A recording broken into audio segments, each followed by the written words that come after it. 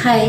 പണ്ടൊക്കെ നമ്മൾ സ്കൂൾ വിട്ട് വരുന്ന സമയത്തൊക്കെ അമ്മ വൈകുന്നേര സമയത്ത് ഉണ്ടയും വെള്ളവും ഉണ്ടാക്കി വെക്കും. അപ്പോൾ ഞാൻ ചിന്ന ഉണ്ടയും വെള്ളം ഉണ്ടാക്കാം. അപ്പം നിങ്ങൾക്ക് കൂടി കാണിക്കാമല്ലോ എന്ന് തേടും. അപ്പോൾ നമുക്ക് നോക്കാം എങ്ങനെ ഉണ്ടാക്കാമെന്ന്. 1.5 കപ്പ് ഗോതമ്പ് പൊടി ഇട്ട് കൊടുക്കുന്നുണ്ട്.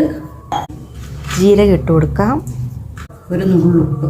1 കപ്പ് തേങ്ങ ഇട്ട് കൊടുക്കുന്നുണ്ട്. പഞ്ചസാര ഞാൻ ഇവിടെ 3 സ്പൂൺ പഞ്ചസാര എടുക്കുന്നുണ്ട്. വെള്ളവും ചേർത്ത് ചപ്പാത്തിക്ക് കുഴയ്ക്കുന്ന പോലെ കുഴച്ചെടുക്കുക. ഞാനിവിടെ ഇത് കുഴച്ചെടുത്തിട്ടുണ്ട്. ഈ ചെറിയ ബോൾസാക്കി നമുക്കെടുക്കാം. നമ്മളിത് വേവിച്ചെടുക്കുന്നത് തേങ്ങാപ്പാലിലാണ്. ഇത് 2ാം പാലും 3ാം പാലുമാണ്. 1ാം പാല് മാറ്റിയോട് വെച്ചിട്ടുണ്ട്.